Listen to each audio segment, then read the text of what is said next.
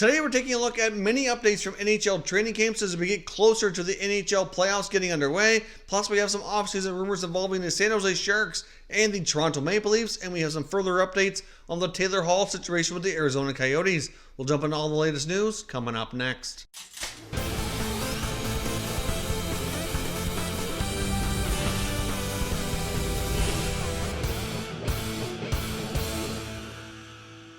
So welcome back to another video here at Top Shelf Hockey. Now, as I mentioned, we have a variety of things to discuss today, but first off, I want to get started with some training camp updates. Mostly a lot of injury reports here to talk about. There's some key players for some teams who may not be able to play. We certainly have some question marks around them as we inch closer to getting the 2020 NHL playoffs underway. Hockey's really close to being back, and obviously teams want to go into this with a full healthy complement of players if at all possible, but we have had some injuries take place during these Phase 3 training camps. For example, the Colorado Avalanche have been missing defenseman Cale Makar for the last few days, so certainly that would be a big blow if he's unable to play. Again, I caution you here because we don't have a ton of information on the injuries because the NHL's rule right now on releasing any details on players' health that are just being deemed unfit to play, so we don't really get a whole lot to go on.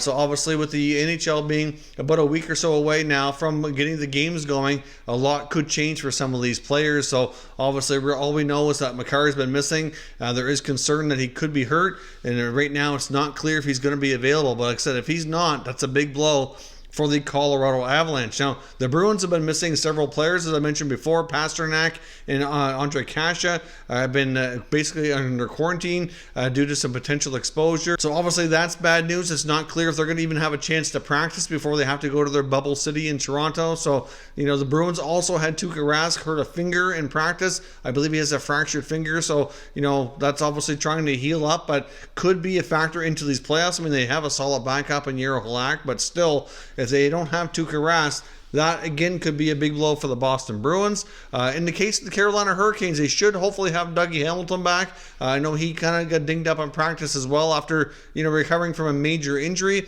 But as far as defenseman Brett Pesce goes, he is on pace to not be ready likely until September. But at this point, everything's gone well with his surgery and recovery.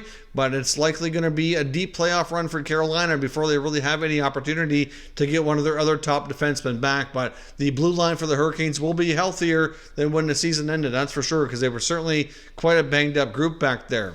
Now, as I mentioned as well, yesterday the Flyers had signed Oskar Lindblom to an extension, but I mentioned there's pretty slim chance that he's going to play in these playoffs. It wasn't looking good, but I saw reports today from the Flyers and from the GM Chuck Fletcher indicating that he actually is going to travel with the team to their bubble city in Toronto, and they're kind of optimistic and hopeful that maybe he will be able to play. There's certainly no guarantees, but the last reports I had heard kind of indicated that there really wasn't much of a chance. He was hanging around the team, obviously for a variety of reasons, but right now it's looking more optimistic that maybe he'll actually get into the lineup with the Philadelphia Flyers during these playoffs. Hard to say exactly. I mean, he may not play right away, but he will be with the team. He's going to be on their list of players that will be available if he gets called upon. So I guess we'll see, but that's great news for Oskar Lindblom after all he's battled this year.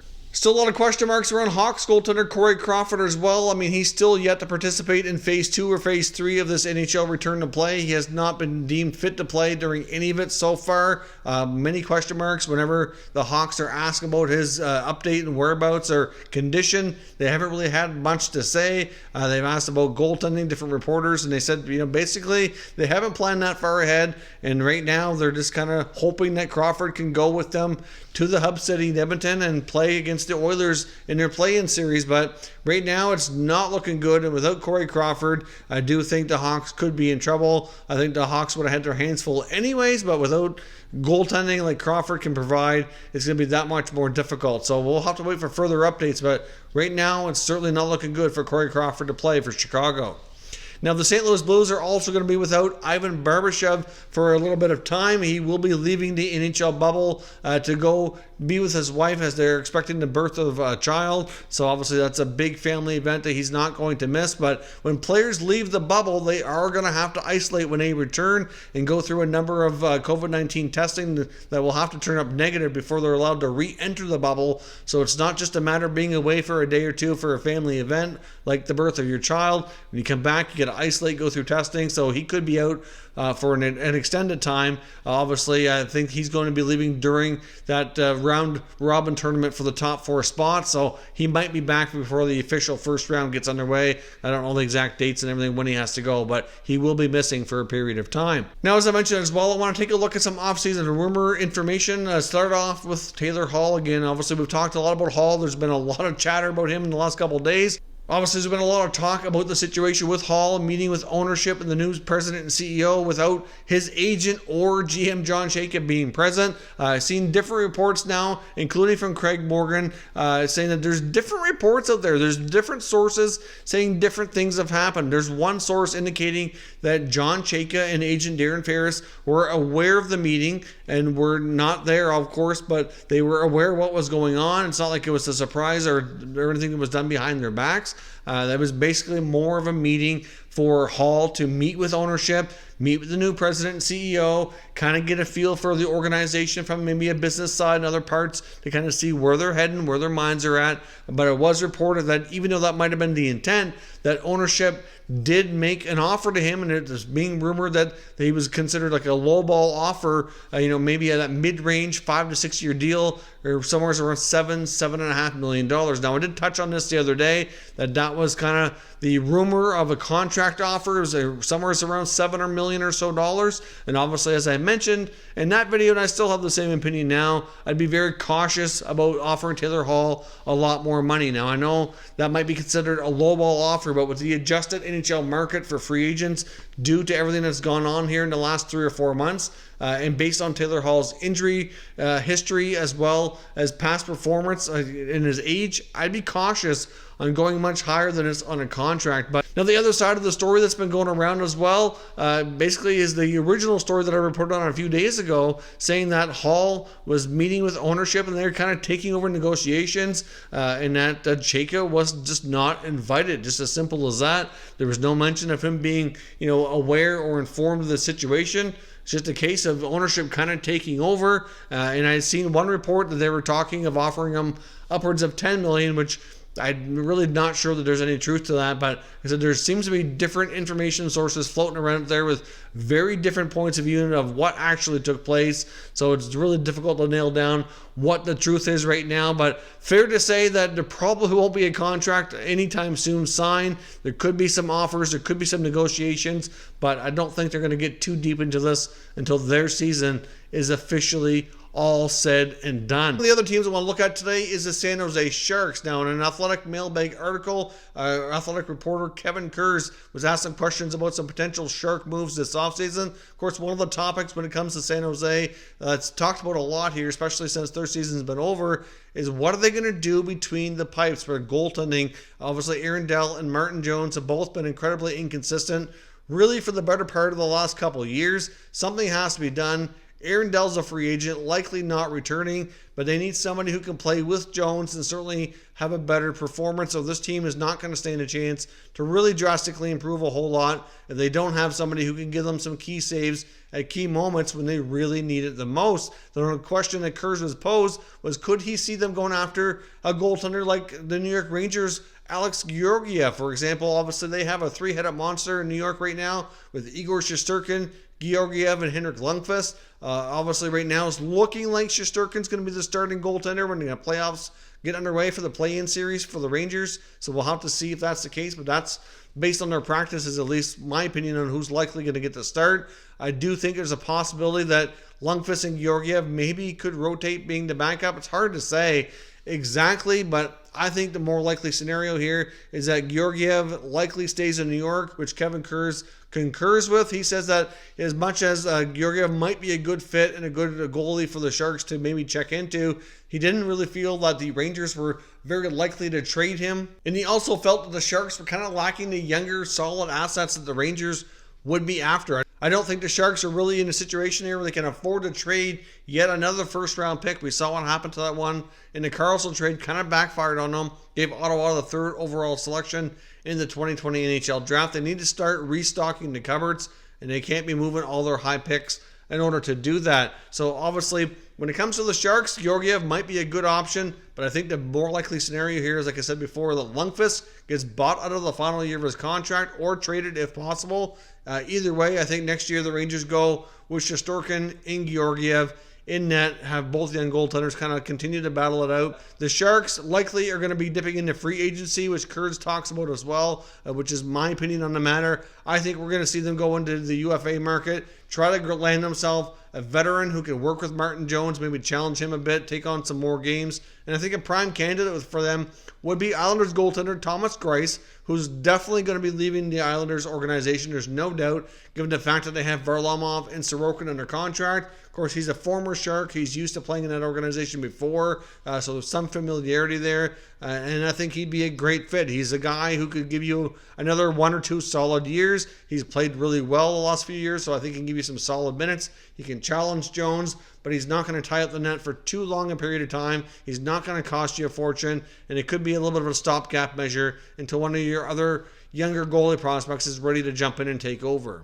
Now, as I mentioned as well, we want to talk about the Toronto Maple Leafs. Now, part of this Leafs discussion is going to be not so much about this year. A little bit will be, but part of it's going to be next year as well. Now, I was looking at a athletic article from James Myrtle, a little bit of a mailbag article asking about some potential Leaf moves. And of course, as we've talked about before, there is a good possibility we do see one of their middle range forwards leave this offseason, whether it be Kasperi Kapanen, maybe Andreas Johnsson, Alex Kerfoot are the top 3 that's mentioned all the time. As we talked about the other day, they certainly all have some value, but I think the value on Johnsson would be low right now given how this year has played out for him, given his injury status. So I don't see Johnsson being traded because they'd be selling really low. I think the likelihood of Kerfoot being moved is much slimmer, given the fact that he can play center ice. He's a little bit more worthwhile to keep around due to that. And also Kasperi Kapanen, I think, has the most value out of the 3. So if any of those guys do get traded, Kapanen would be the one. And I think if he is moved, it makes sense that they would try to acquire,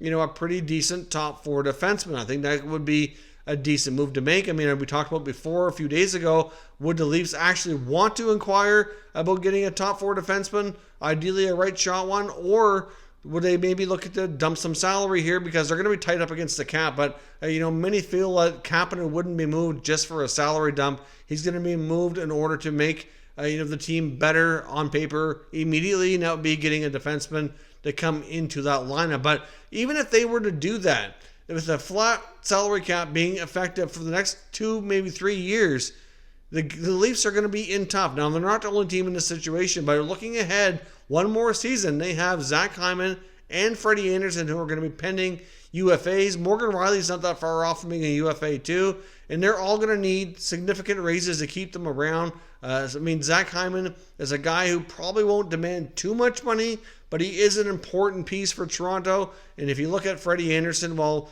right now it's hard to imagine anybody else being the starting goalie. They picked up Jack Campbell from LA as a backup, but I'm not sure Campbell can take over to be the starting goaltender. They do have some interesting prospects down in their minor system as well. But hard to say at this point. Any of them were really ready to take over as well. But in Anderson's case, it's hard to say what he's going to want for term and money. But they're both these guys who are really solid, important pieces, are going to be very, very difficult to be able to squeeze in here. Because if you look at their cap situation, there's just no room now. Then where's the money and the space going to come from? So Myrtle goes on to mention that the Leafs may not have a choice but to move one of their top 4 core guys when we're talking about Matthews, Marner, Tavares, and Nylander.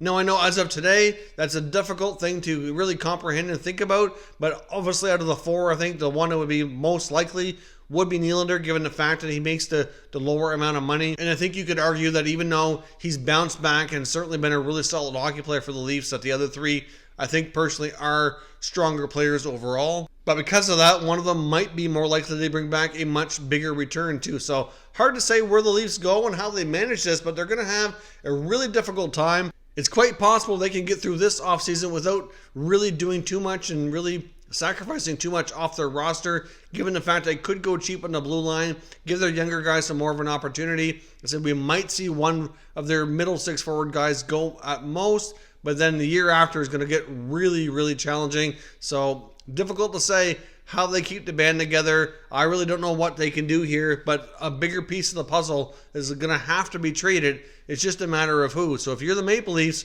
Do you move one of their top 4 guys to keep guys like Hyman and Anderson around? Or is one of those guys just not going to be able to get that contract extension with the Maple Leafs and have to be sacrificed on their own?